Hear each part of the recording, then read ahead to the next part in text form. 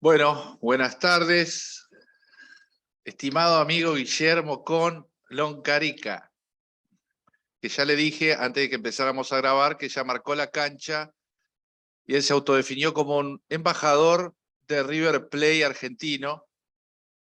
Yo soy un humilde hincha del humilde River Plate uruguayo, así que tenemos, bueno, no solo eso en común, pero eso es algo que nos une, el nombre de nuestro cuadro de fútbol. Guillermo, gracias por Hola, el rato. Vemos que estás ocupando uno de los cuartos de tus hijos con unos cuantos macacos ahí, personajes de historietas, monstruos. Así que bueno, primera cosa a destacar es el valor que le das a tu familia, a tus gurises, como le decimos nosotros, los chiquilines.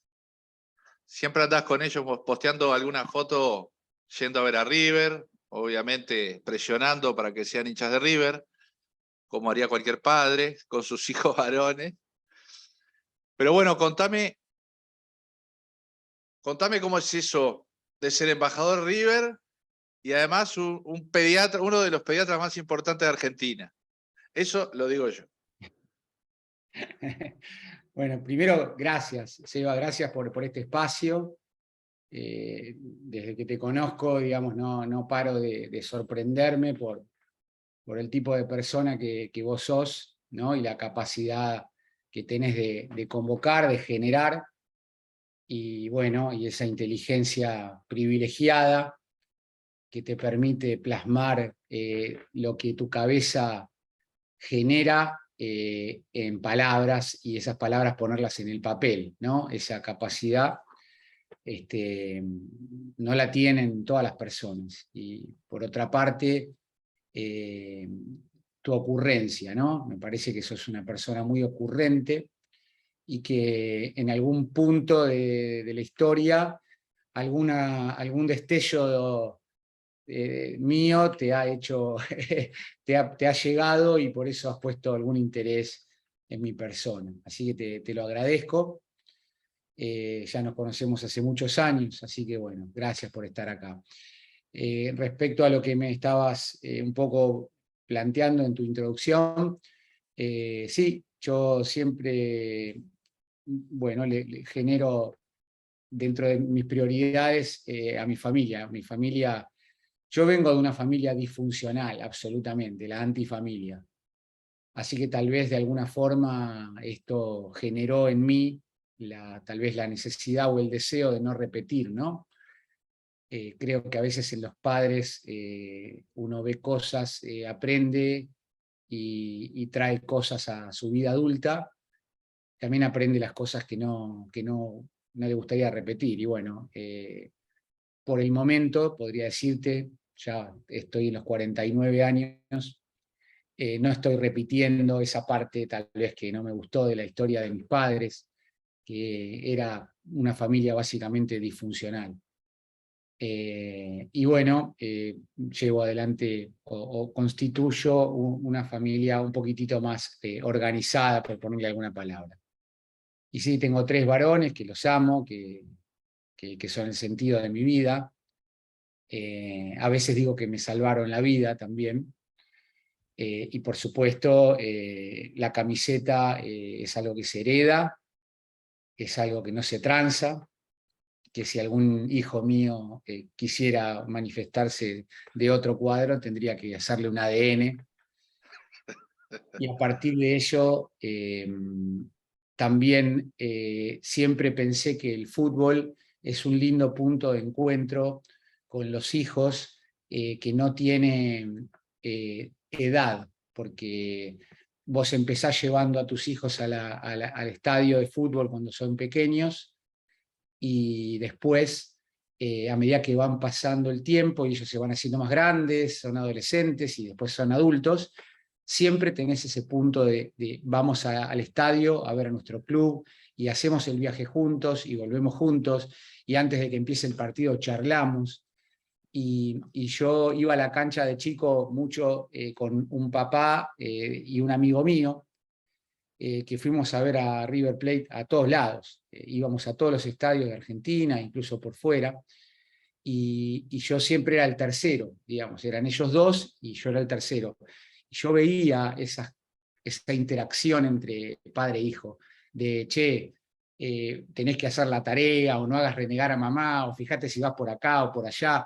Y era ese punto de contacto entre padre e hijo que se fue generando desde que éramos chicos hasta el día de hoy, que lo sigo viendo y seguimos hablando de River, y que el padre, el día que River le gana a Boca en Madrid, enfermo ya, se para y le abraza al hijo y le dice, ahora me puedo morir tranquilo. Entonces, bueno. Después de haber ido a segunda, bajado a la B, de ese Sí, después de haber desastre que fue, estado de en ese la dolor. oscuridad. Sí, sí.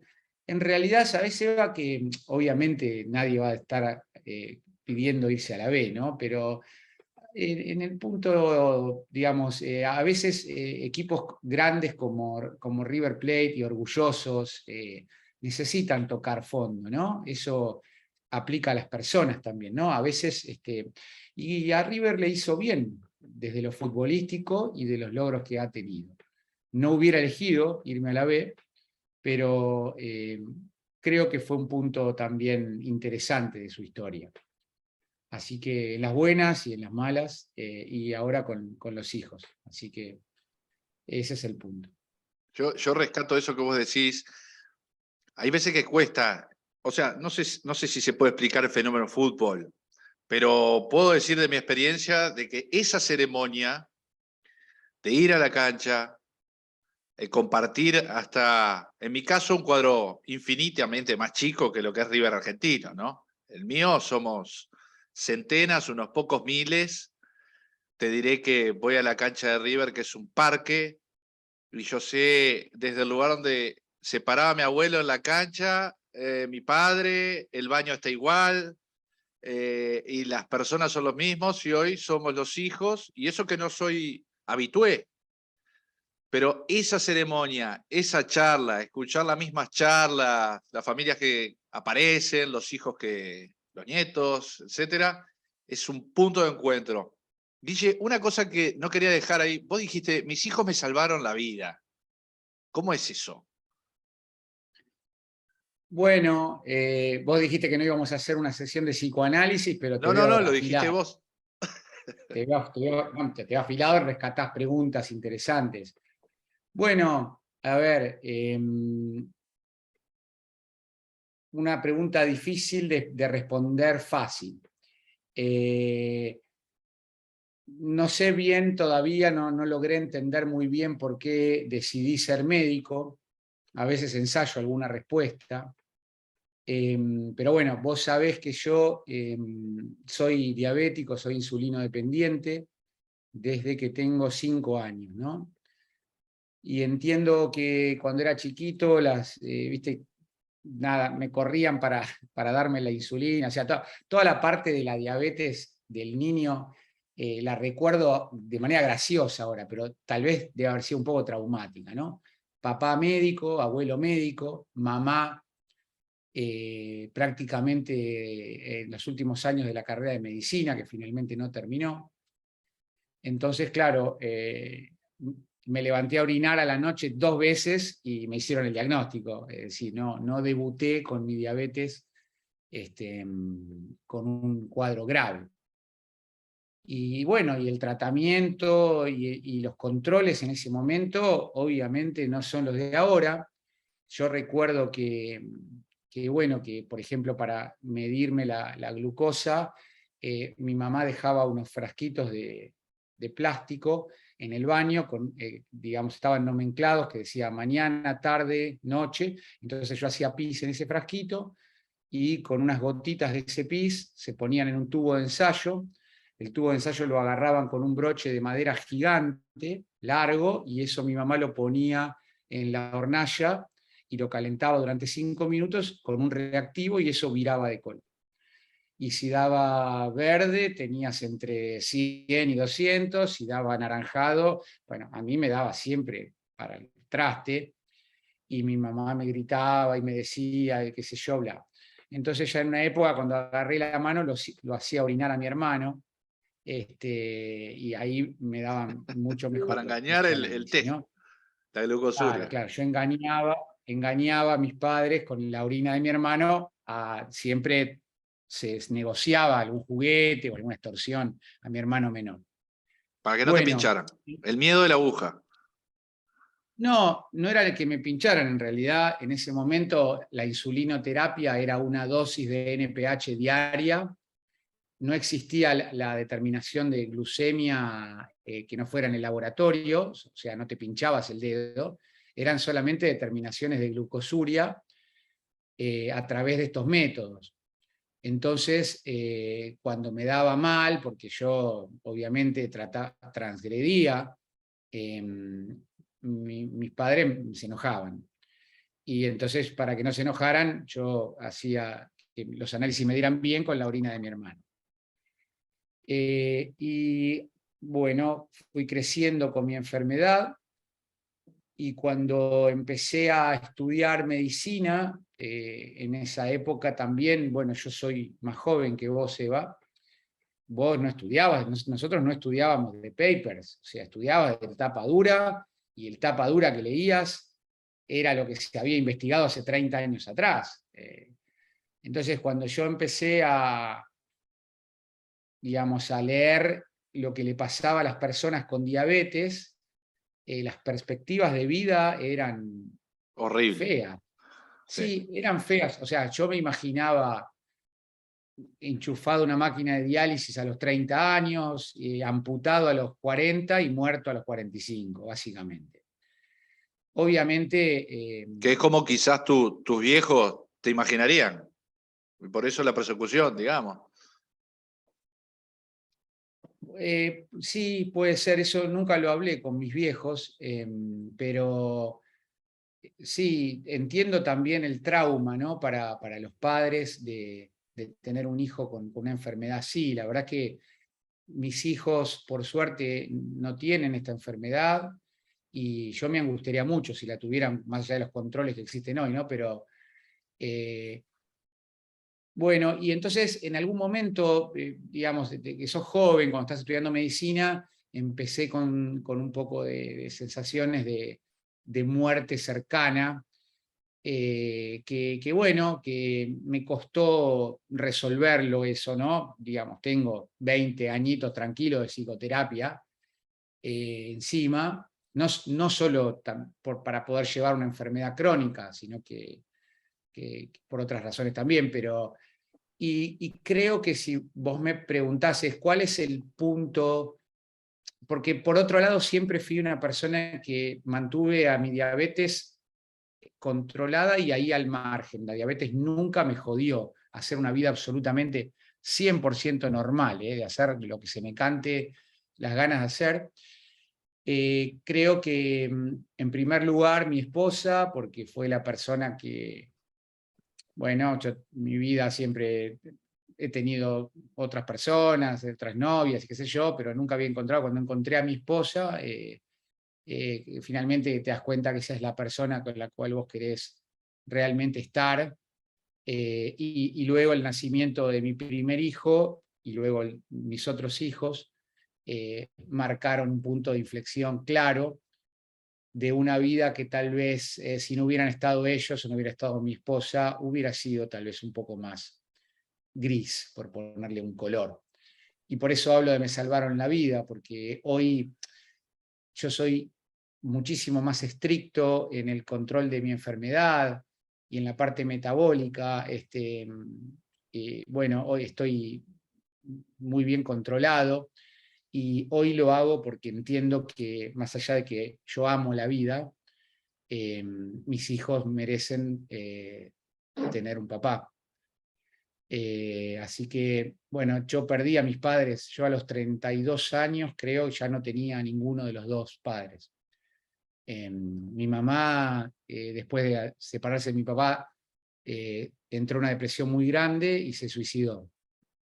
Y mi papá, que yo tenía, bueno, mucha relación con él, era un intelectual, era médico, pero no ejercía la medicina asistencial, era historiador, profesor de historia de la medicina, de humanidades médicas y de bioética, un tipo brillante, murió muy joven, murió a los 59 años de un cáncer de pulmón, y a los 32 años yo no tenía padres. Y mi hermano, que es el único hermano que tengo, que tiene 3 años menos, después de la muerte de mi mamá, decidió irse a vivir afuera y luego de estar en varios países, hizo residencia en Tailandia. Así que mi Del otro afecto en ese lado. momento más cercano vive en Tailandia. Así que la constitución de mi familia, volviendo al inicio de esta conversación, un poco salvó mi vida. Ahora, volviendo a eso que acabas de decir, no, yo no dejé, yo la diabetes estaba ahí, obviamente el nacimiento de tus hijos hizo que dijeras, bueno, yo no estoy solo acá, tengo una responsabilidad, creo que nos pasó a todos eso. Yo no soy diabético, pero desde que me convertí en padre, lo mismo, ¿no? Cualquier cosa, decir, bueno, o recuerdo a mi vieja alguna vez algún viaje, diga, no hagas pavadas que te están esperando en casa. Guillermo, hoy en día corres maratón, andás por el mundo haciendo actividades físicas que uno, en principio, y capaz que es mi cabeza, eso de que estudiamos en los libros de tapadura, no es como lo habitual en un diabético, digamos. Diabético, más allá de que tú seas estricto y que lo hayas podido manejar, estás viviendo una vida también, en cierto modo, al extremo, ¿no? Deportivo. ¿Por qué fue el maratón? ¿Fue por algo? ¿Fue como una autoprueba? Decir, mira, soy diabético, pero te corro un maratón. Y no caigo de una hipoglicemia en el kilómetro 3, ni me pasa nada. ¿O fue algo fortuito? ¿No encontrás ahí algún...? Perdón que no quiero psicoanálisis, pero es súper interesante. De hecho, no lo expliqué, pero siempre creo que recuerdo una de las fotos tuyas, así todo sudado, terminando un maratón, festejando, y creo que ahí me enteré que vos eras diabético, en realidad, porque yo no sabía, digo, pucha, el tipo diabético está corriendo maratón. Eso que me sorprende a mí, que soy médico, vos como, pues digo, quien escuche esto va a decir, vos, un diabético puede tener una vida normal. Sí, sí, un diabético 100% puede tener una vida normal, eso estoy seguro. Siempre uno necesita algunas cuestiones propias y del medio ambiente que te ayuden, ¿no? Eso sin dudas. Entre paréntesis, ahora están estos sensores de glucosa que realmente es impresionante, Seba. O sea, en la maratón anterior que corrí en Chicago, me pinché el dedo. Esto fue en el año 2019. O sea, me pinchaba el dedo y en esta carrera directamente con mi celular me iba escaneando y vos ves la flechita de las tendencias, entonces yo veía si tenía que incorporar más glucosa o no. Bueno, voy a responder un poco lo que vos me decías. Soy 100% amateur.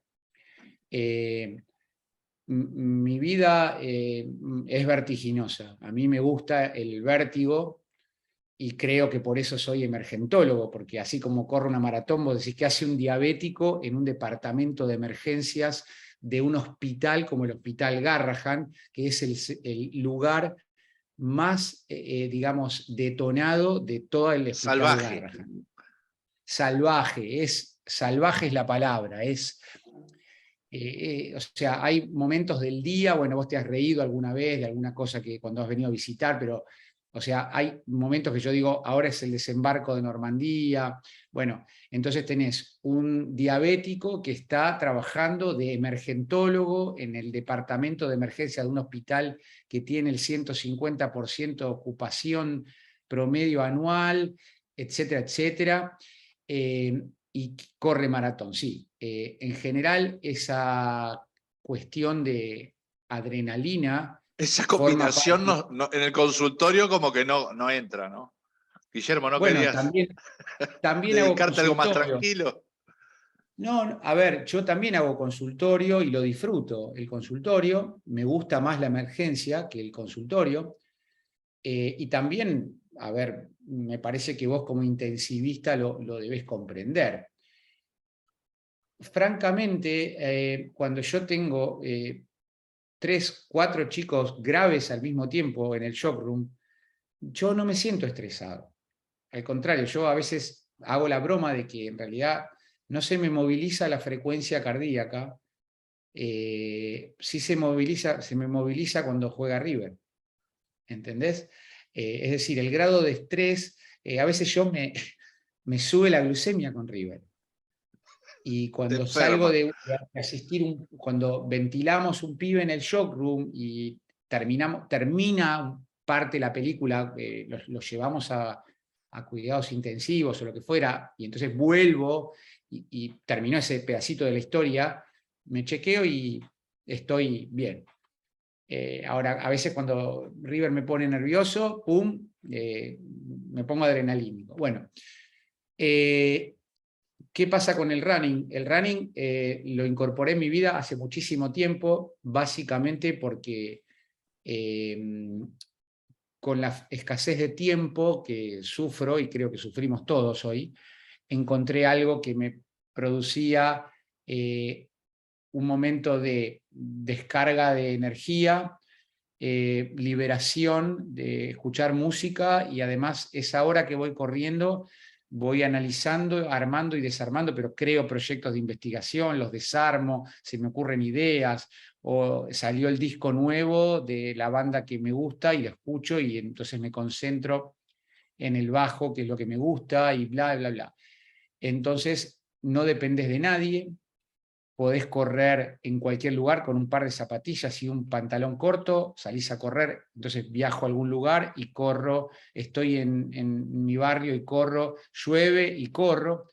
Y por último, ya muchísimos años atrás, me compré una cinta bastante buena que tengo en mi casa, frente al televisor, y en general muchas mañanas me levanto antes de ir al hospital, a las 5, 5 y cuarto de la mañana, y le pego una hora de running en la cinta mirando una serie, y después me ducho y me voy al hospital. Es decir, es un deporte que no dependes de nadie. Y a medida que fui corriendo, fui incorporando gente a mi vida. Che, Seba, ¿te gusta ir a correr? Dale, salíamos a correr, es como que yo me vaya a correr con vos y vayamos por la Rambla de Montevideo, que es fantástica, y en una hora hablamos creamos cosas, ¿viste? Entonces me junto con amigos locos, así como yo, y vamos filosofando, hablando de medicina, de la vida en general, y se pasan 10 kilómetros, los fines de semana 15, 20. Hasta que, no sé, allá por el 2014, 2015, dijimos, che, vamos a correr empezamos corriendo carreras de 10, vamos, pero todo muy amateur, o sea, nada de estar mirando el reloj, ni nada, o sea, era cuestión de llegar. Y un día dijimos, che, vamos a correr la maratón de Nueva York, porque el plan era ir a Nueva York, en realidad, la maratón era un Una excusa. detalle, digamos, ¿no? Entonces nos empezamos a anotar, y te anotas por sorteo. Y me anoté con mi esposa también, que también corre. Mi esposa era bailarina del Colón, bailó mucho tiempo en el Ballet Estable del Colón, estuvo becada en Nueva York, qué sé yo, y un día dijo, no me gusta más bailar, y se puso a estudiar medicina. Entonces mi esposa también es bastante deportista, y nos anotamos y entramos juntos a Nueva York. Con bueno, entre comillas, detalle de que cuando entramos al sorteo de Nueva York, nos enteramos de que Sol, mi esposa, estaba embarazada de uno de nuestros hijos. Así que, y el parto era más o menos para la fecha, así que le escribimos a los norteamericanos, congratulations por el embarazo, señora Marisol, le reservamos el lugar para el año siguiente. Y a usted, el papá, tiene que venir a correr. Así que nació Tommy, creo que el más chiquito, y al mes y medio, con mis dos amigos, un amigo mío, Antonio, que es obstetra, y me fui con él y corrimos, él con la camiseta de Boca y yo con la camiseta de River, y corrimos a Nueva York. Y tardamos como 5 horas y pico. Nos pasaban, te digo, nos pasaban con las muletas, nos pasaban los acoplásicos, nos pasaban todo. Nos pasaban todos, era terrible, pero nosotros estoicos, llegamos. Y fue lindo todo, fue lindo el viajar con amigos, la carrera, todo eso, y dijimos, bueno, vamos a correr otra más, y así salió Chicago, y hace 3 semanas corrí la 42 kilómetros de Berlín. Se incorporó en las últimas dos un amigo arquitecto, Guillermo, y el viaje es un viaje un poco cultural, un poco de camaradería, y en el medio está la carrera. Y entrenamos corriendo en la semana, pero todo 100% amateur. Y la parte metabólica en realidad no la manejo, no es muy, no hay demasiado detalle. El día que corro, el día anterior, me doy la mitad de la insulina basal que me tengo que dar, y después trato de estar alto, trato de estar en un nivel de 200 de glucemia, y cuando voy bajando me llevo cositas para ir, y llego bien, ningún problema. Así que la experiencia de vida del viaje, de los amigos, de la camaradería, es lo que me estimula también a hacer eso, que en definitiva son las cosas más lindas que te da la vida. Hay un dicho, vos corregime, como esto de ser paciente, además de pediatra, que el hecho de que haya debutado tus diabetes, como la mayoría de los diabéticos tipo 1, en la infancia, bien joven, bien niño, eso como que ayuda a que se acostumbre el niño, ¿no? A vivir con eso. Digo, obviamente vos no debés ni recordar la etapa de Guillermo sin insulina. ¿Qué te pasa a vos cuando te enfrentás con pacientes diabéticos? Porque vos en esa emergencia salvaje, la cetocidosis diabética es una de las complicaciones clásicas, que es un desafío para el emergencista. ¿Sentís que te pasa algo distinto vos? ¿O encarás algo distinto que el pediatra de tus colegas cuando ves un diabético grave? O sea, un padeciente como vos, digamos. ¿Cómo ves el encare de eso? Vos atendiendo niños con diabetes descompensada. ¿Qué te genera a vos eso? ¿Cómo manejás la situación? ¿O qué recomendaciones harías? Porque digo, estar del otro lado te hace también mejor pediatra. Sí, es buenísima la pregunta, Seba. Sos un gran psicoanalista. No, por favor. Mirá, la pregunta es muy buena, y creo que a vos también te pasa, ¿no? A medida que vamos avanzando en nuestro desarrollo profesional, vamos tomando gusto o tomando conocimiento de la importancia que tiene no perder esta cuestión humana, ¿no? La medicina, despacito y por diversas razones, se va tristemente deshumanizando, ¿no? En todos los aspectos.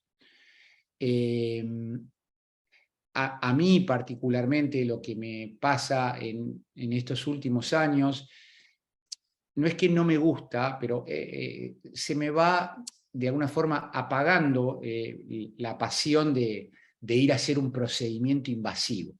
A ver, que además ahora ni siquiera lo puedo hacer porque tengo 4 fellows en formación, digamos, prácticamente cuando no podés intubar a un paciente, si ya fueron 7, yo hablo con el endoscopista respiratorio, no lo intento yo. Entonces, pero no me angustia eso, esa etapa la pasé.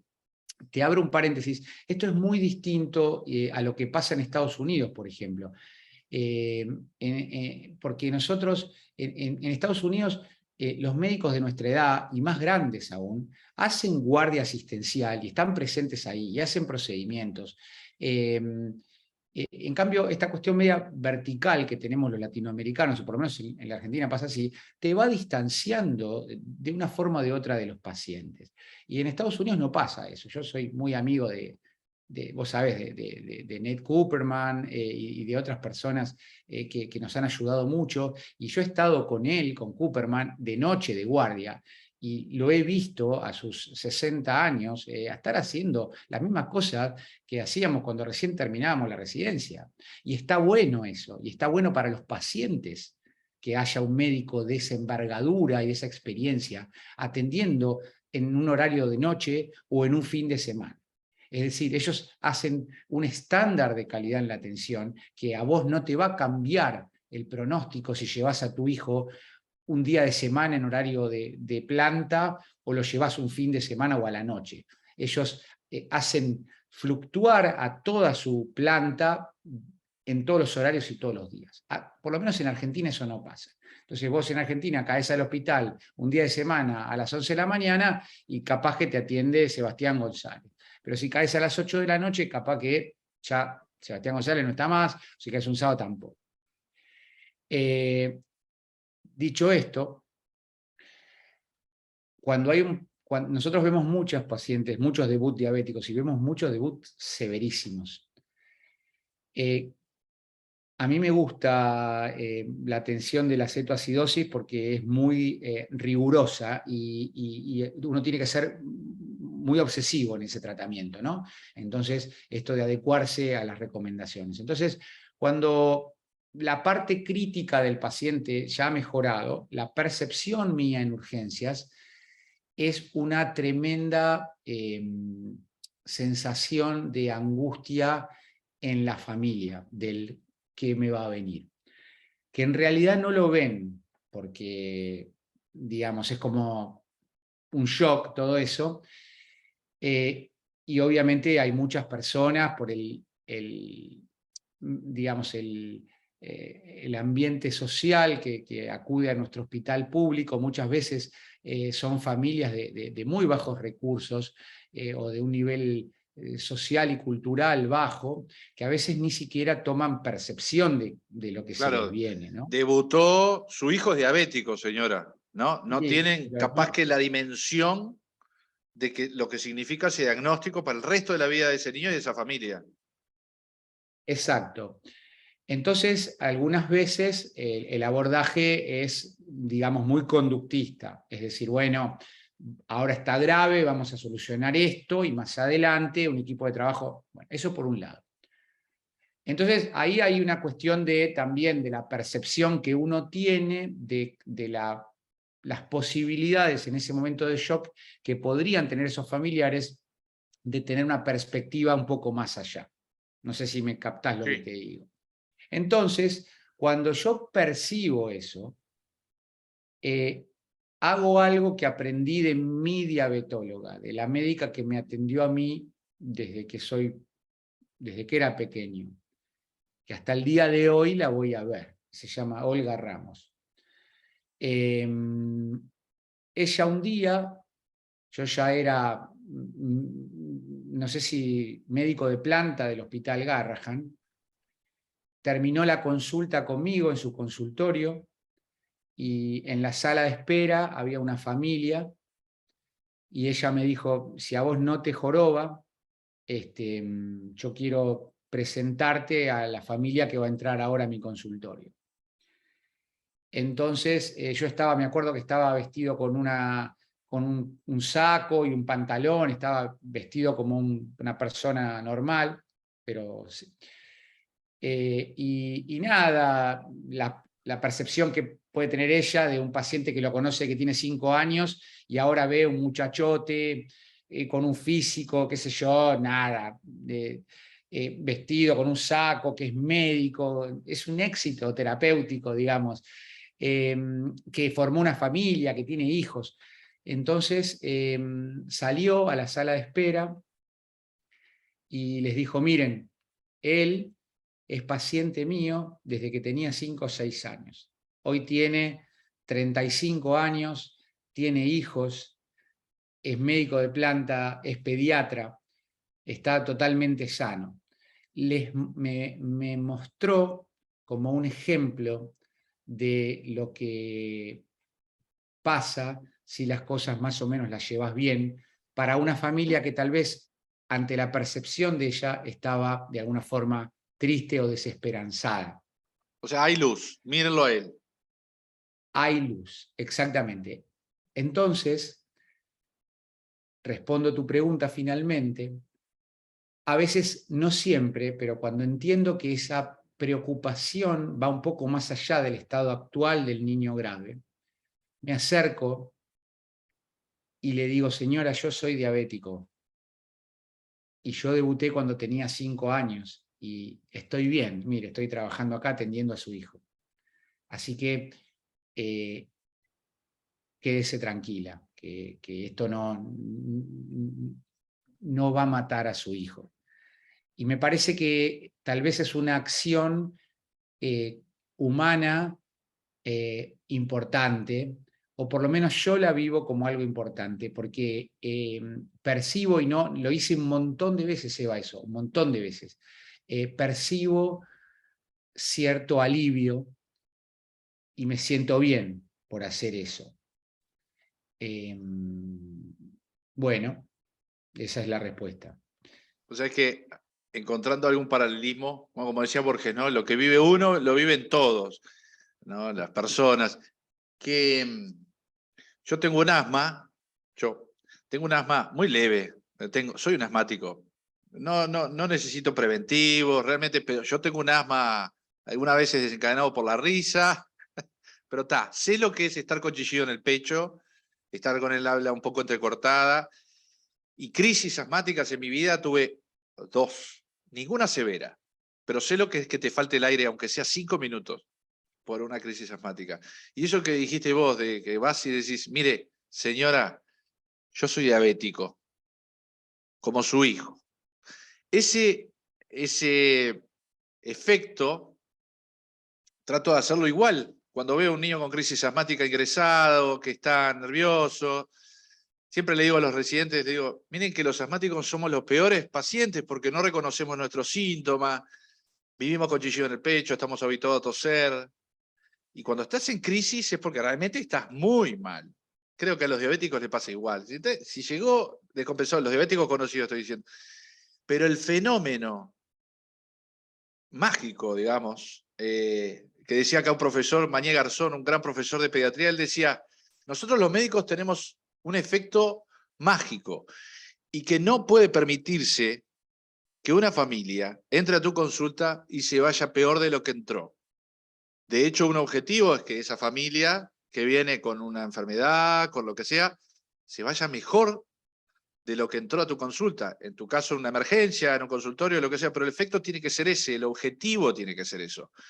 Y me gusta esto que vos decís porque es real, lo vas viendo con el correr del tiempo en nuestra carrera, es que quizá en esa emergencia salvaje, o en mi caso en una UCI, quizás no buscas tanto la adrenalina o te enfocás tanto en la adrenalina de poder intubar un paciente, ¿no? de lograr un acceso venoso difícil, sino que empezás a ver otra cosa. Todo lo no, eso, ¿no? De abordar a la familia enseguida, tratar de ver todo lo que no es tan visible cuando estás empezando o cuando estás en el medio de esa suerte como de super emergentólogo, no sé. Vos habrás sentido ese poder que te da también el poder salvar una vida de un niño que estaba muriéndose, y esa sensación como de bienestar.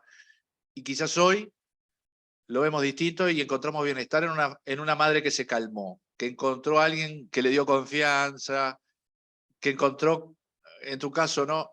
Este doctor es diabético y está atendiendo a mi hijo, o sea que capaz que la diabetes no es tanto lo que dicen por ahí. ¿Cómo se da esa metamorfosis en tu carrera? Pues digo, hoy vos sos un referente, como dijiste, en una de las emergencias más complejas, cientos de pacientes. ¿Cómo se da esa metamorfosis del médico? ¿Cómo se da ese cambio? ¿Cuánto te ayudó? Es que estoy seguro mucho el ser padre, no solo diabético, sino ser padre. Contame un poco eso. Sí, está buena la palabra metamorfosis, Eva. Bueno, en algún punto yo soy hijo de un médico humanista, digamos, ¿no? De un tipo que luchó porque las humanidades médicas fueran incluidas en el programa de 7 años en la Facultad de Medicina, ¿no? Entonces un poco lo mamé eso. Al principio yo me reía de mi papá, estudiaba con un amigo y mi papá entraba y decía, ¿qué están estudiando? Salud pública. Mi papá decía, es la materia más importante de la carrera. Y nosotros nos moríamos de risa. Nos moríamos de risa, lo cargábamos a mi papá porque no queríamos estudiar salud pública, ¿no? Y digo, ¿qué hubiera pensado mi papá ahora, ¿no? En la pandemia? Entonces, cuando creo que hay una cuestión de madurez, creo que hay una cuestión que posiblemente esté vinculada a cuestiones, no sé, genéticas, hereditarias, y realmente yo, por lo menos, esto sí es muy personal, yo siempre entendí que la medicina es la más humana de las ciencias, ¿no? Como decía este flaco Edmund Pellegrino, un profe de medicina norteamericano que murió hace un par de años, de ética y de filosofía. Entonces, fíjate que hace ya unos cuantos años que el equipo de trabajo de nuestro servicio de emergencias ha alcanzado un nivel de madurez lo suficientemente bueno o aceptable como para poder siempre tener a los padres al lado, que no es poco, porque está vinculado con los duelos.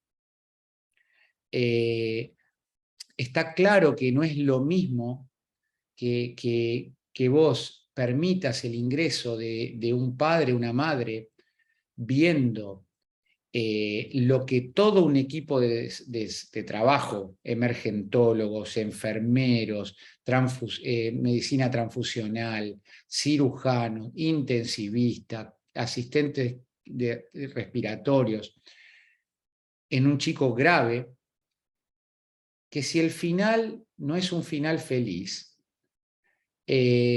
por lo menos vieron todo lo que se hizo por su hijo. Vos imaginate la diferencia de estar afuera y que una hora después salga un desconocido y te diga su hija, su hijo falleció. Ese agujero de incertidumbre. ¿Qué pasó ahí tremendo. adentro? Entonces, el equipo de emergencias ya tiene asignado esa de darle la posibilidad de la familia estar adentro. No, el paro cardíaco es una situación extrema, pero también es la intubación, y también es la punción lumbar, y también es la punción pleural, y también es todo lo que se está haciendo con tu hijo. Porque los chicos tienen ese derecho y porque las familias tienen ese derecho. Pues es un derecho, no es una cosa que nosotros somos buenos. Es decir, nosotros incorporamos, es decir, nunca deberían haber estado afuera, pero digo, esto de que la familia forma parte del equipo y de la toma de decisiones es algo que nunca debería haber sido ¿Pero quién los diferente. echó? ¿Quién los echó? ¿Quién los sacó?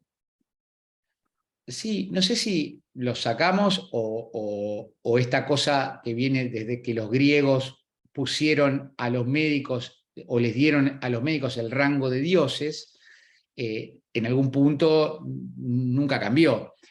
Pero, a ver, yo estaba en el hospital italiano con mi papá y a mi papá le hicieron una endoscopía respiratoria alta, sin anestesia, y cuando vino el médico que le hizo el procedimiento con 2 o 3 residentes, me pidió salir afuera.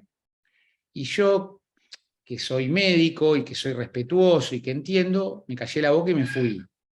Sin embargo, cuando salió mi papá me dijo, no, yo quería que vos te quedes. Y yo reflexioné y dije, pero claro, ¿cómo yo no iba a quedar dándole la mano a mi papá mientras le metían una sonda por la nariz? Es ridículo, y es la medicina de los adultos. La medicina de los adultos, por lo menos lo que yo he vivido como paciente, como familiar de pacientes adultos, está muy deshumanizada, para mí, muy deshumanizada, por lo menos en las situaciones críticas, etc. Siempre pienso que es mejor que me atiendan los pediatras. Uno tiene posibilidad de morirse en el hospital también. ¿Nunca pensaste en eso? Estamos muchas horas en el hospital. Entonces, o sea, en el hospital nosotros armamos en el Garrahan un equipo de respuesta rápida. Sí, vivís en el hospital. Porque atendemos, o sea, nosotros hicimos una publicación, y yo lo presenté en España, ese trabajo, de asistencia de pacientes adultos, en la que incluimos un montón de paros y fallecidos, que la mayoría eran personal del hospital. ¿Entendés? Entonces, digo, bueno, podés tener la suerte de que te atiendan los pediatras, que somos más humanos, y creo, y esto estoy convencido. Así que esa metamorfosis aparece, creo que es bienvenida, creo que hay que dar el ejemplo de hacer eso. Y para cerrarte un poco tu reflexión, pregunta, en el Congreso de Emergencias, el Mundial de Emergencias de Adultos, que se celebró ahora de manera online y presencial, creo que fue en Melbourne, en Canadá, ¿no es cierto? Bueno, yo no pude estar presente, pero sí me invitaron a hacer una participación en un workshop, justamente de cuestiones difíciles vinculadas a la RCP, ¿no? al paro cardíaco.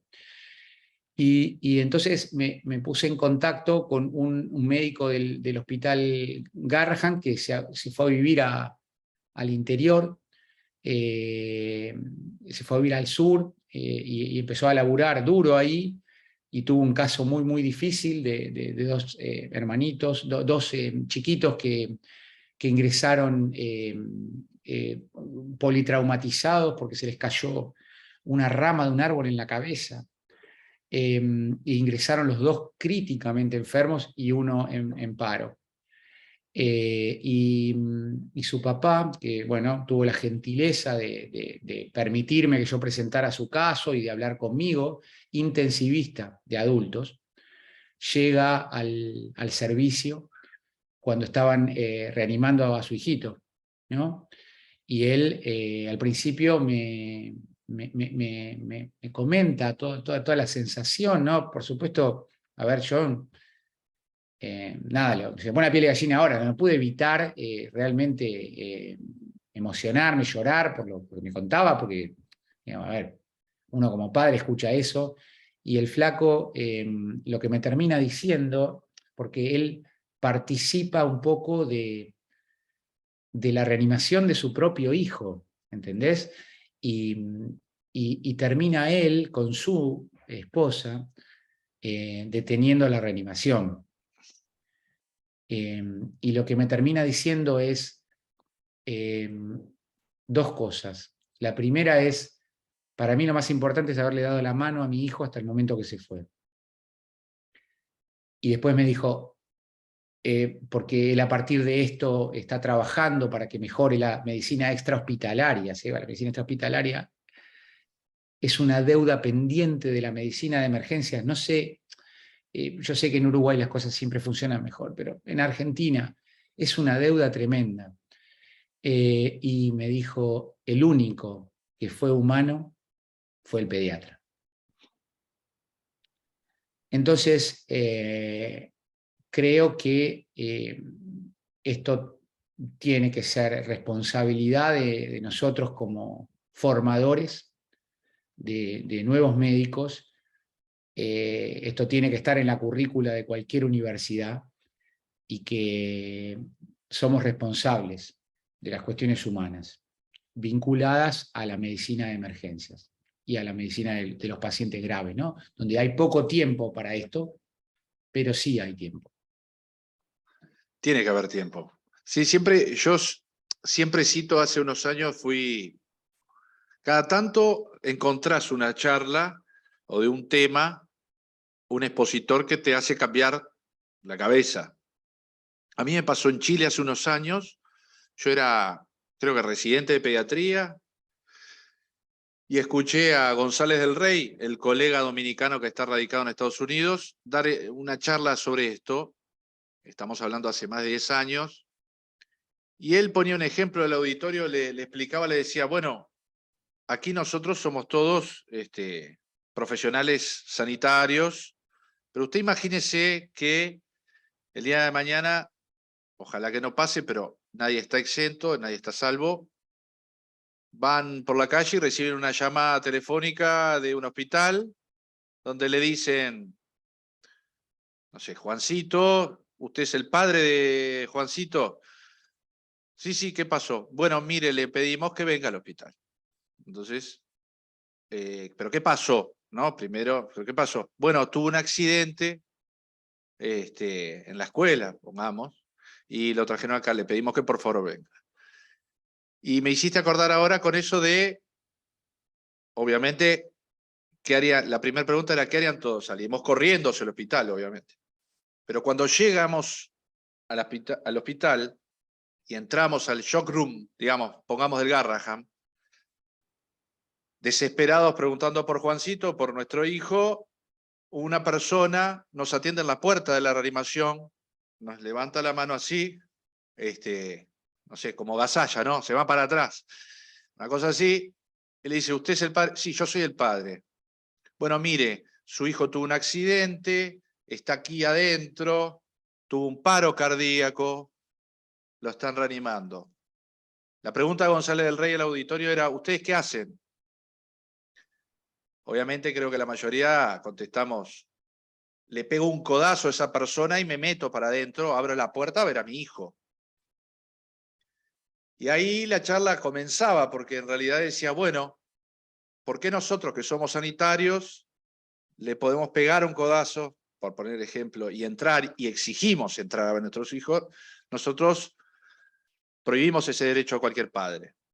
Yo creo que con un ejemplo así, por suerte en mi país, los padres están adentro, creo que es la realidad de ustedes también, pero hay montones de lugares del mundo, incluso en pediatría, que están restringidas las visitas o la presencia de los padres en los procedimientos. González de Rey tiene mucha ciencia detrás de haber visto que incluso favorece el duelo, la comunicación, o sea, es increíble que hayamos demandado de alguna manera como comunidad internacional médica evidencia para como fomentar que hay un derecho violado, no sé, me explico, o sea, no deberíamos ni siquiera estudiar que un padre puede estar al lado de su hijo mientras que está muy enfermo, muy enfermo, si haya fallecido. Por eso te preguntaba, ¿qué pasó? ¿Quién lo echó? Y bueno, creo que en esta estructura hospitalaria salvaje, yo creo que es esa la palabra, porque ahora cuando lo decís, capaz que se manifiesta más en emergencias. Pero el sistema sanitario y los hospitales son lugares salvajes. Por algún lado yo leí una vez que en una prisión, de alguna manera, incluso el que queda internado, es la prisión blanca, ¿no?, de los hospitales. Quizás los médicos no nos damos cuenta de que somos los carcelarios de esa prisión. Somos los que determinamos cuándo come la gente, cuándo duerme la gente, cuándo se va a la casa, cuándo entra, si no se va, lo denunciamos. ¿Vos cómo vivís en el lugar de mayor estrés? Porque te lo dice un intensivista. Obviamente, en el ámbito de una UCI, tenés dos altas, a la sala de pediatría o a la morgue. Esos son los dos outcomes, digamos. Ustedes tienen altas a domicilio, alta también a la morgue, pero también... Pero ¿cómo se vive el lugar más estresante y de mayor demanda asistencial? En volumen, en complejidad, ¿cómo vivís eso de cama 3, un niño sumamente grave, y al lado hay un padre o una madre exigiendo que, no sé, una consulta banal, pero que para esa familia es importante? ¿Cómo manejás eso? Digo, porque vos tenés experiencia y esa es el área que adorás, y que yo no entiendo cómo podés adorarla, porque es muy desgastante. Bueno, hay varias cosas dentro de tu pregunta. Brevemente, a mí también Javier González del Rey me cambió mucho la cabeza. Es un gran orador y es un gran comunicador. Y es una gran persona. Y está invitado al Congreso del año que viene, así que vas a poder compartir con él porque vos también estás invitado. Y justamente lo invitamos porque estamos muy interesados en que siga comunicando todo lo que es metodología de mejora en la comunicación con las familias, con los pacientes, y también la comunicación interpersonal dentro de los equipos de trabajo. Y lo escuché este año en Pamplona, lo escuché a Javier en una charla muy interesante, hablando de cómo nosotros tenemos que, digamos, juntar o trabajar sobre herramientas para poder enfrentar el día a día con los residentes y los fellows, que siempre tienen la misma edad, pero nosotros siempre tenemos un año más. Y entonces hay cuestiones generacionales que si uno no las logra comprender, es muy difícil poder trabajar en equipo de manera correcta. Entonces, Javier hizo una presentación taller donde hizo una comparación de diferencias generacionales, haciendo paralelismos entre cuestiones vinculadas a la vida cotidiana y a la asistencia médica. Así que yo le pedimos que repitiera un poco eso en el congreso del año que viene de la Sociedad Argentina de Pediatría y Latinoamericana de Emergencias Pediátricas, que se va a celebrar el año que viene, y vos estás invitado. Dicho esto, Javier, en ese punto que vos citabas, en ese ejemplo, lo que explicaba también es que muchas veces se sostiene la RCP, a pesar de que el niño está muerto, para que los padres puedan ver que se está reanimando al paciente. Y eso también es una acción humanitaria, de poder que los padres puedan llegar a ver todavía que el niño se está resucitando. Bueno, el sector de emergencias es un sector realmente, se le pueden poner distintos adjetivos calificativos, siempre los intensivistas están horrorizados. No nos equivocamos nunca, vos ya lo sabés eso. Nosotros no nos equivocamos, son ustedes. No, bueno, después si querés hacemos un poco de análisis de nuestras especialidades que se juntan en muchos puntos y difieren de otros. Intensivas es un lugar cerrado, nunca nadie te va a entrar de golpe en intensivas. Y en general los pacientes están dormidos, entonces uno está relativamente en el equilibrio. Hay poco llanto, es verdad. El llanto que es ubicuo en emergencia.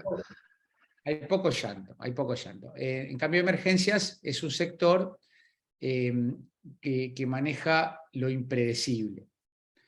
Y esto está vinculado también cuando uno gestiona, donde a veces uno tiene que convencer a las autoridades de que no es que vos estás pidiendo recurso humano de más. Vos podés estar en emergencias tomando mate un rato, porque capaz que dentro de un rato sos 100% necesario. Porque nosotros, para que te des una idea, de 3 camas de shock room pasamos a tener 5, y todos los días en algún momento están las 5 ocupadas. Estamos hablando de pacientes nivel triage 1/2. Vos imaginate que un paciente crítico de nivel triage 1 necesita un médico de planta, 1 o 2 residentes, 2 enfermeros, el recurso humano que se necesita. El Hospital Garrahan tiene en urgencias 120, 130.000 consultas al año, de los cuales 92, 95.000 se ven en el área de urgencias, en el área de emergencias, y el resto se ven en un área que se llama bajo riesgo. Es decir, bajo riesgo recibe los pacientes nivel 4 y nivel 5 de lunes a viernes entre las 8 de la mañana y las 8 de la noche. Es decir, los febriles, los niños sanos con intercurrencias no se ven en el área de emergencias, que en otros hospitales, en otros lugares del mundo, sí son recibidos. Pero si uno junta todos los pacientes que deberían acudir a emergencias, el nivel de consultas es más o menos 120, 130.000 consultas al año. Un monstruo. Nosotros tenemos entre 5 y 7 pacientes que ingresan al shock room por día. Y esos son entre nivel 1, alguno nivel 2 que se filtra, pero entre nivel 1 y 2 entran entre 5 y 7 pacientes al shock room. Y después, obviamente, hay distinto grado de patología y tenemos espacios, sitios para la internación, entre comillas breve, pero no lo es, de muchísimos pacientes. Tenemos un área que se llama UCE, que tiene, bueno, supo tener 50 camas, ahora tiene alrededor de 30 camas, porque a veces se ponen camas supernumerarias, más un espacio que se da en el área de urgencia propiamente dicha de otras 30 camas, con aislamientos incluidos. Es decir, que el área de emergencias amanece todos los días con entre 40 y 60 pacientes internados ahí todos los días. Y cuando hablo de internaciones, hablo de neutropénicos febriles, de pacientes con enfermedades crónicas, trasplantados cardíacos, trasplantados renales, trasplantados hepáticos, inmunodeficiencias primarias, enfermedades renales crónicas, etcétera, patología crónica, compleja, ingresada en emergencias, que no tiene posibilidades de subir a la sala de internación, básicamente por falta de camas. Dentro de las actividades que yo desempeño a la mañana... O sea que vos arrancás con el mate de la mañana, con esos 40, 50 esperando, y sabés que si estás 24 horas vas a tener 4 o 5 pibes nuevos, que si no los atendés se van a morir. Si vas al shock room, o un incendio y llegaron, no sé, 3 gran quemados, o se rompió un ómnibus, un bus, y tenés 2 politraumatizados graves. Sí, eso en general, por suerte, no nos pasa, porque bueno, el Garrahan no es un hospital de trauma, en general los traumatizados no llegan al Garrahan, y catástrofe, por suerte, por lo menos en los 20 años que estoy en emergencia, yo no he vivido ninguna. Sí nos preparamos en Cromañón, pero no pasó, no llegaron pacientes. Pero nosotros tenemos una proporción de pacientes internados, de los cuales la mitad califican para ser hospitalizados, y esos pacientes no suben a la sala de internación porque no tienen lugar. Después están los pacientes críticos que o van a cuidados críticos, o bien se estabilizan y después de unas cuantas horas los tenemos en las áreas de observación. Después tenemos la demanda espontánea, que son los niveles 2 y 3, que son los que atendemos en el área espontánea de emergencias. Después tenemos esta unidad de cuidados estacionales, como se llama, que ya ahí tenemos de todo internado. Y después también tenemos el equipo de respuesta rápida, que si, por ejemplo, en el medio de que inicia nuestro trabajo, llaman y dicen, hay un señor que se descompuso en el estacionamiento. Y entonces ya tenemos determinado que vamos con el desfibrilador, con la camilla, con todo. Bueno, nosotros hacemos un pase a la mañana por sectores. Ahora somos afortunadamente nuevamente 2 jefes de clínica, o sea que yo comparto mi posición con la doctora Ana Fustiniana, y bueno, el coordinador Pedro Rino. Tratamos de tomar conocimiento de todos los pacientes internados. Y luego yo solicito las camas. Y esa solicitud de camas es un proceso El terapista administrativo. te dice que no hay cama, obviamente, no hay cama. No terapia, no. En general los pases a terapia funcionan bastante bien, realmente. A veces tenemos que tener pacientes varias horas ventilados en urgencias, pero en general a terapia las cosas fluyen bien. Pero las camas, vos me preguntabas qué es lo más crítico. Lo peor, lo que más me estresa a mí y nos estresa a todos, es el problema de espacio. Nosotros nosotros estamos todo el día pensando, sacá este, pon este, sacá este, pon este, este paciente lo tenés que aislar, este lo tenés que meter acá. O sea, nosotros tenemos muchísimo ingreso y no tenemos lugar donde meter a los pacientes. Eso es lo que más me estresa a mí. A mí no me estresa el trabajo diario de tomar conocimiento de lo que tienen los pacientes, hacer mi ejercicio de jefe de clínica, de trabajar con los médicos de planta para tratar de ayudar a los pacientes. Entonces, hacemos un trabajo administrativo de tratar de transferir, de derivar pacientes a otros hospitales de menor complejidad, que es todo artesanal, y después estamos haciendo un Tetris literal de cómo meter a los pacientes. Eso es lo que más me estresa. La causa es el deterioro profundo del sistema de salud, la poca contención que tienen los hospitales de la capital y del conurbano para poder asistir patología patología prevalente de pacientes que podrían ser asistidos en otros lugares, y después un poco el Garrahan también es víctima de su prestigio, es decir, Sebastián González te atiende en el Pereira Rosell y después viene a rotar o a trabajar al Garrahan, y lo que te dice Sebastián González en el Pereira Rosell no tiene valor, y sí tiene valor que Sebastián González se lo diga en el techo del Garrahan, por citarte un ejemplo. Entonces, bueno, es multifactorial, pero ese es lo que más me estresa de trabajar en urgencias. Después me gusta mucho. Y decime, ¿cuándo fue la última vez, si recordás? Lo recuerdo 2 o 3 veces en mis años de emergencia, que no fueron tantos, después me dediqué más a la UCI, pero ese momento de que solo el pediatra que hace emergencias lo conoce, que es que hay silencio. Puede durar medio minuto, pero en un momento como que me pasó 2 o 3 veces, me acuerdo, a mi residencia, que de repente en la puerta, chac, algo pasó y me di cuenta que había silencio y no había más llanto. ¿Cuándo fue la última vez? ¿Recordás la última vez cuando había silencio o no recordás siquiera? No, nunca, viste que hay un tema que se llama Enjoy the Silence de Depeche Mode, que recién, digamos, en los últimos años empecé a comprender lo que es disfrutar el silencio.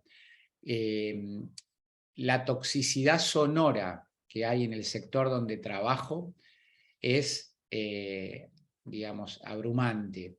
No solamente por los llantos, por los gritos que pegamos nosotros los médicos, por nuestras conversaciones, por los monitores, por los ruidos de desplazamiento de carros de comida. Es decir, sí, eso es realmente nocivo. No recuerdo ningún momento de De silencio. silencio, en 20 años. Nunca recuerdo ningún momento de silencio. Lo que sí te puedo decir es que encontré en lo personal que dentro, yo en general paso 9 horas en el hospital. Llego a las 7 de la mañana y me voy 3:30, 4 de la tarde.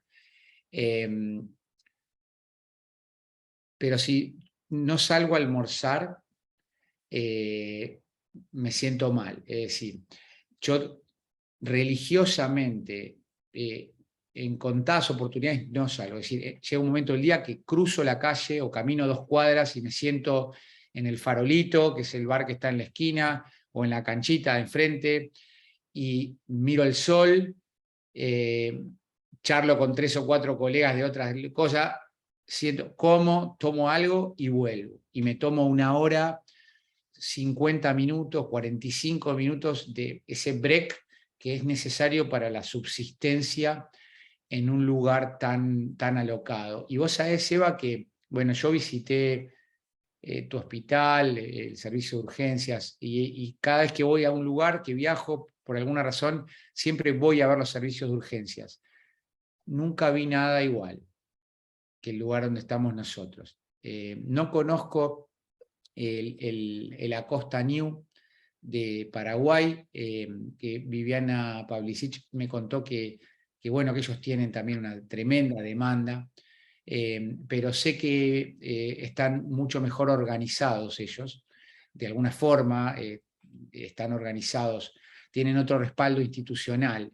Nosotros en el Hospital Garrahan todavía necesitamos convencer a las autoridades de lo que es la emergencia pediátrica, ¿no? Estamos todavía en una etapa muy difícil, y ya si vos ves el área física en la cual nosotros trabajamos, es lo menos parecido a un departamento de emergencias.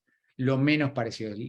La estructura, el recurso físico es, digamos, es un atentado a la palabra emergentología y a un servicio de emergencia. Pero no, estamos luchando porque eso cambie. Guille, como para terminar, porque viste que hablamos un buen rato y no hablamos de sepsis. No sé cómo la llevas esa. A ver, nos conocimos en realidad en un congreso en Montevideo, me acuerdo que conversamos ahí, era una discusión sobre algunos trabajos que habían traído desde el hospital sobre el tema de infecciones graves en niños. Vos recordás, hoy quedó ahí, quedó en la bruma ahí de nuestra conversación, de que no recordás cómo decidiste ser médico. Quizás fueron muchas cosas, capaz que no fue una, pero dentro de la emergencia y dentro de tu práctica clínica, ¿vos detectás por qué te fascina el mundo de las infecciones graves? ¿Por qué sepsis es como tu núcleo delirante y es como el foco de tu investigación? Lo digo yo, pero sos un referente en Latinoamérica de lo que es investigación en sepsis, sobre todo en las primeras etapas del desarrollo de la enfermedad grave por infecciones graves. ¿Vos recordás por qué surgió la pasión por sepsis? Sí, sí, me encanta tu pregunta, Seba. Primero recuerdo bien cuando te conocí, no fue en ese momento.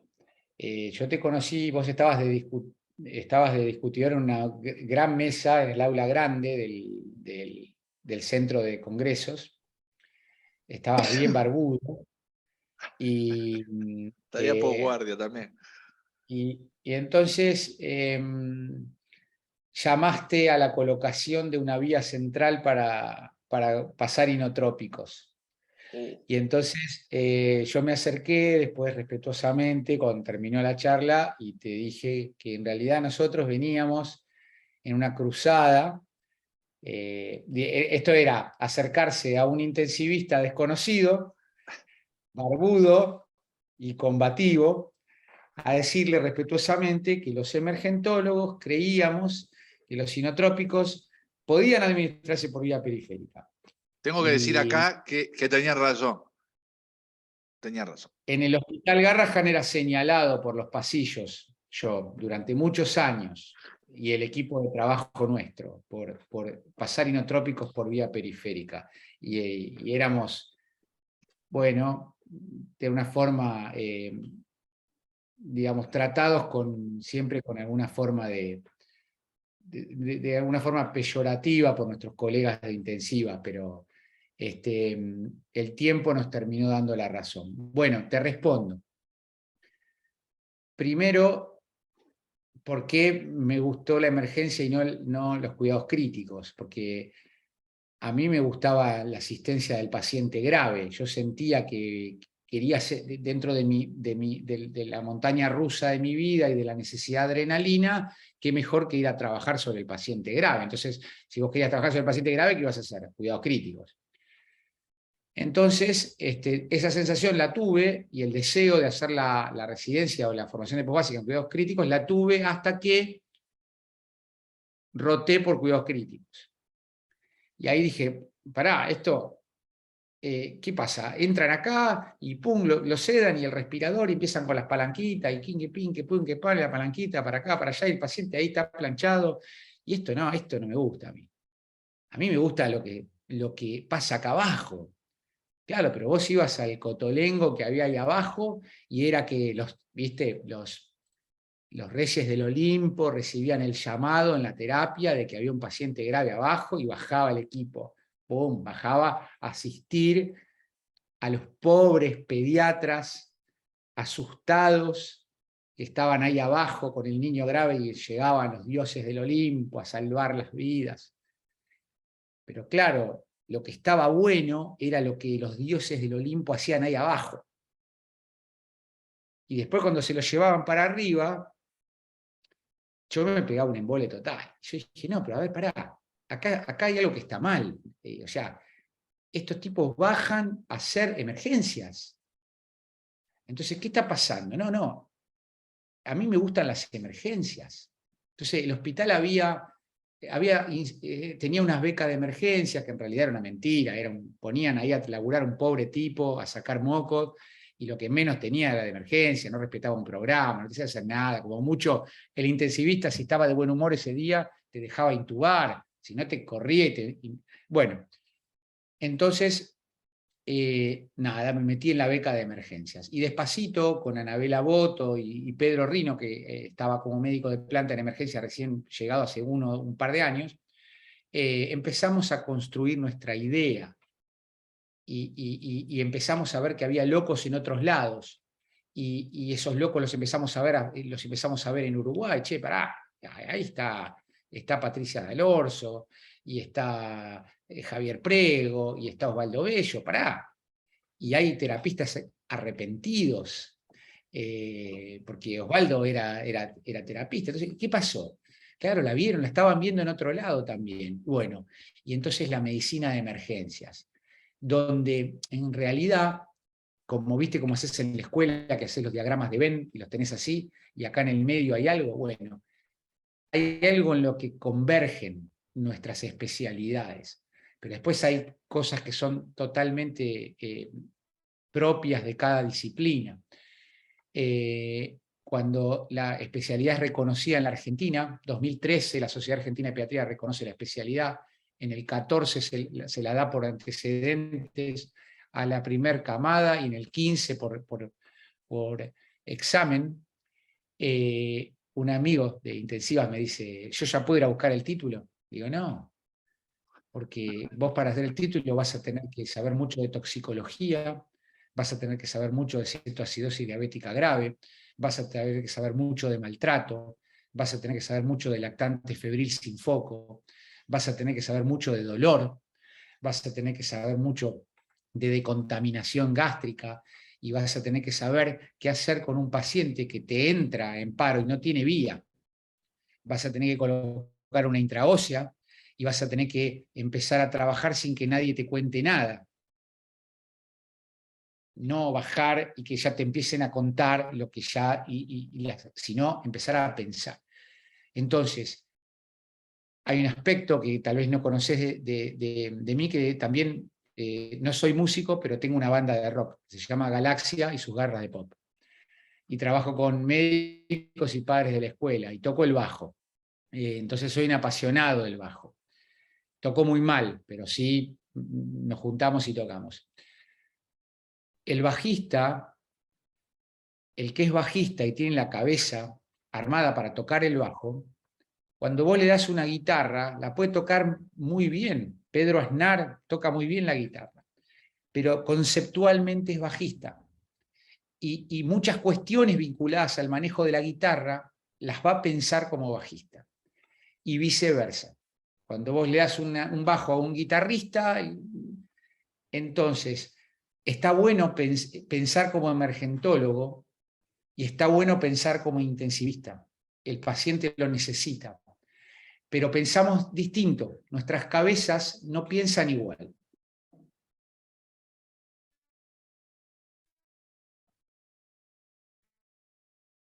Nosotros pensamos en cada momento. Una vez estaba de fellow en el hospital y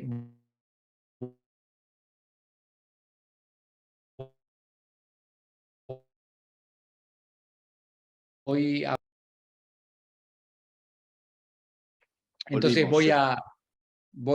me llaman me dicen, hay un paciente que tiene una enfermedad oncológica que no lo veo bien. Bueno, y me acerqué a ver al chico, un chico grande, y estaba en shock séptico, básicamente. Pero yo no le di digamos, la velocidad de atención, por ponerle la palabra, que se merecía en ese momento. Y bueno, y eso me marcó mucho, porque empecé a ver que eso estaba pasando en un montón de lugares del hospital, con muchísimos pacientes, y dije, no, yo tengo que trabajar en esto. Y entonces empezamos a trabajar con el equipo, con gente muy interesada, porque Anita Fustiniana también se interesó mucho en eso. Y entonces empezamos a trabajar empecé a encontrar locos, Roberto Jaborniski, apasionados de la sepsis, y los empecé a seguir y a leer, y dije, bueno, empecemos a escribir algo, y empecemos a juntar pacientes. Y luego empezamos con los sinotrópicos por vía periférica y a ponerlo rápido, y empezamos a ver que a los pibes les iba mejor.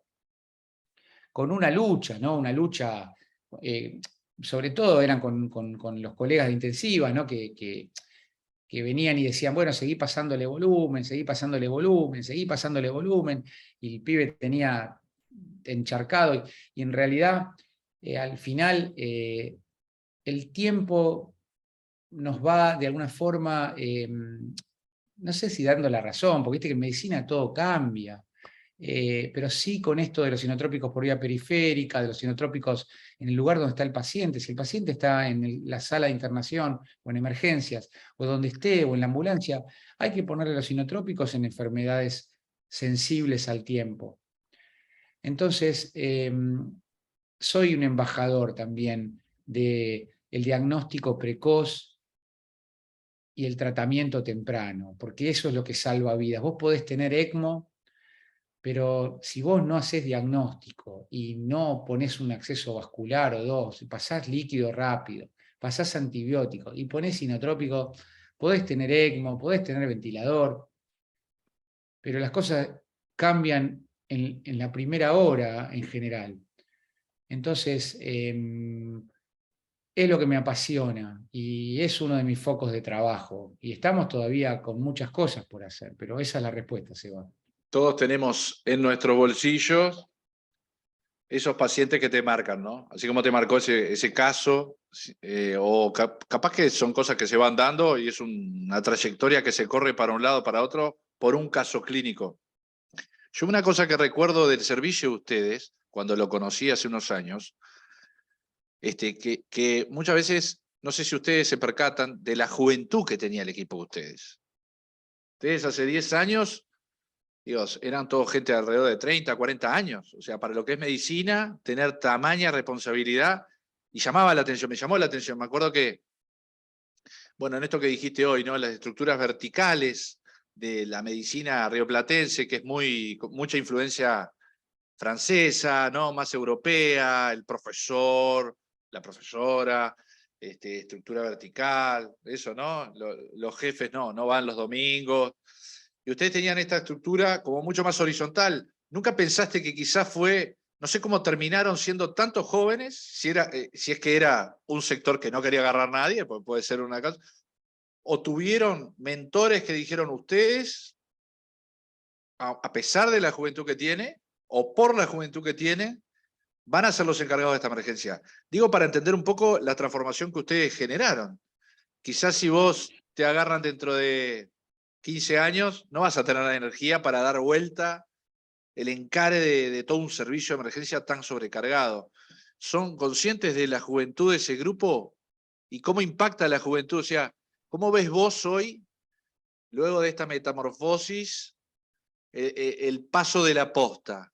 ¿Cómo te preparás para eso? Porque creo que fallamos la mayoría, ¿viste? En decir, a ver, que queden los jóvenes, que suman responsabilidad a los jóvenes, que este camino que hicimos nosotros siendo jóvenes, capaz que está bueno que también lo sigan otros jóvenes. No sé. No, está muy buena la pregunta y es muy buena tu observación. En primer lugar, emergencias era un lugar donde no quería ir nadie, claramente, por la locura. Y despacito, la base la construimos, estoy hablando de los médicos, ¿no? Por supuesto que enfermeros muy valiosos, y otros representantes del equipo de salud, pero la base fue Pedro Rino, Anabela Boto y yo. Nosotros éramos jóvenes, con muchas ganas de trabajar, pero además con una sensación de camaradería que nos permitía entender que más allá de todo el despelote diario de la atención, teníamos que investigar y teníamos que hacer docencia. Las tres patas, básicamente, la atención de los pacientes, la investigación y la docencia. Y despacito empezamos a construir. Poco tiempo después se empezaron a sumar los becarios de emergencias, que después terminaron siendo médicos de planta, Ana Fustiniana, Pedro Núñez, Mariel de la Corte, bueno, etc. Y despacito otros locos se fueron sumando al equipo de trabajo. Toda gente que compartía un poco esta, digamos, sensación de, no importa, yo me banco el despelote, porque acá también tenemos otras cosas, porque hay mucha mezquinidad también en muchos lugares, donde en general la conducción aplasta al progreso del resto. Y nosotros en general siempre fuimos personas que abrimos puertas, no somos mezquinos, ni tenemos esta cuestión verticalista que vos mencionabas. O sea, yo puedo estar invitado a un congreso y Pedro Rino no, y viceversa, y Pedro no me va a venir a decir a mí una cosa, ¿por qué vas vos si yo soy el jefe? O ¿por qué esto no existe entre nosotros? Nunca existió. Y esto es una cuestión ideológico. O sea, nosotros entendemos que el verticalismo es necesario para determinadas cuestiones, pero no para otras. ¿Sí? Entonces, si uno puede respetar la cadena de mando, comprende la cadena de mando, para algunas cosas, para otras eso no es necesario. Y el grupo actual sigue siendo un grupo muy joven, porque Pedro Rino tiene 50 años, 49, 50 años, y el resto de los médicos somos todos médicos que tenemos entre 40 y 50 años, y hay gente más joven. La transición siempre es una preocupación, pero yo estoy convencido de que nosotros estamos dando un ejemplo de esfuerzo, de trabajo, de dedicación, y confío mucho en la camada inmediatamente que viene por debajo nuestro. Digamos, confío mucho en muchas de las personas que están trabajando ya, que son visibles en sus líneas de trabajo, y no tengo miedo a eso. Al contrario, digo, de alguna forma soy joven, y de alguna forma también me estoy corriendo de un montón de lugares, de los cuales ya, qué sé yo, tal vez en un par de años me interese más ir a un congreso a escuchar que a presentar, ¿entendés? Disfruto de eso, ¿no? Y te acordás que cuando viniste pasamos por yo te estaba mostrando el servicio, y pasamos por un lugar y yo te hice un comentario que desencadenó un trabajo, una nota, una Sí, carta de... la Sí, encimaterapia, ¿no? La terapia enzimática. exactamente. Y esos también fueron logros de a ver, fueron logros de la medicina de emergencias pediátricas, porque uno no puede negar que el Pereira Rosell y el equipo de trabajo de Osvaldo, de Javier, de Patricia, de Mariana, ha sido pionero en esto, pionero. Nosotros hemos tomado y hemos aprendido muchísimo de Uruguay. También despacito fuimos incorporando esta cuestión. Vos me preguntás quién echó a los padres y cómo seguimos haciendo procedimientos dolorosos en niños, sin sedación y Ahí analgesia, pero está, seguimos el haciendo. paréntesis, no me acuerdo cómo le decían ustedes, que era un niño que tiene una fractura o tiene mucho dolor, o que había que hacerle un procedimiento doloroso, y que era la terapia enzimática, ¿no? O enzimoterapia. El niño en el medio y 3 o 4 adultos sujetándolo para hacerle esa salvajada que hoy capaz que a los ojos era lo habitual. Y esa nota que hicimos juntos, que se publicó en Archivos de Pediatría Argentinos, hablaba de no más enzimaterapia. Y ahí está un poco tu humanismo, digamos, un poco tu viejo ahí, que te dio la sensibilidad de... Sí, sentido común, pero viste que cuando es otra la práctica y la cultura médica, y de alguna manera es eso lo que determina muchas de las cosas que hacemos en los hospitales, es la cultura médica, que es de las cosas más difíciles de cambiar. Y bueno, fue un camino que empezaron ustedes. Hoy en día creo que ya en el Garrahan no tienen más terapia enzimática, o sería la excepción. Bueno, mejoró mucho y hay mucho por desarrollar todavía. En principio te diría que no, pero aún así a veces suceden filtraciones. Pero bueno, estamos convencidos de esto. Lo que pasa es que en el equipo de trabajo también hay que convencer a los traumatólogos, a los cirujanos plásticos, a los cirujanos generales, que, bueno, de que no es que el paciente entra y lo suturan rápido porque se tiene que hacer otra cosa, no, pará, hay que hacerle sedación, hay que hacerle firmar un consentimiento informado, y eso también es una responsabilidad, lleva tiempo, pero nosotros en el equipo de trabajo hemos como focalizado personas que se encargan de eso y tratamos de vectorizar un poco las líneas de trabajo. Si bien pretendemos que todos tengamos conocimiento básico de todo, hay personas que se dedican a líneas de trabajo como puede ser la sedación y la analgesia. Así que brindamos por eso, claro. Guille, un gusto hablar contigo. Realmente está bueno pararse de esa emergencia salvaje, tratar de disecar qué es lo que se vive ahí adentro contigo, lo que es estar de los dos lados del mostrador, ¿no? Paciente, médico. Y bueno, un gusto acompañarte en la maratón de, no sé si llamarlos, ciencia me parece es un nombre como muy grandilocuente, nada. Acompañarse a tratar de hacer mejor las cosas, de un lado y del otro del charco. Gracias por el rato. No, Seba, por favor, un placer y te felicito por lo que haces, por los podcasts que haces, que bueno, que ya te dije que los escucho. Me parece una iniciativa buenísima. También conocer a las personas, ¿no? Creo que son formas tal vez a través tuyo, estoy conociendo personas con las cuales he trabajado para una cosa científica, pero en definitiva uno no sabe bien qué hacen o nada, un poco de sus vidas, y creo que es un puente el que vos estás trazando, al igual que lo haces con la red, ¿no? Que has trazado un puente donde van apareciendo un montón de locos como nosotros, apasionados y humanos, ¿no? Y creo que en eso estamos.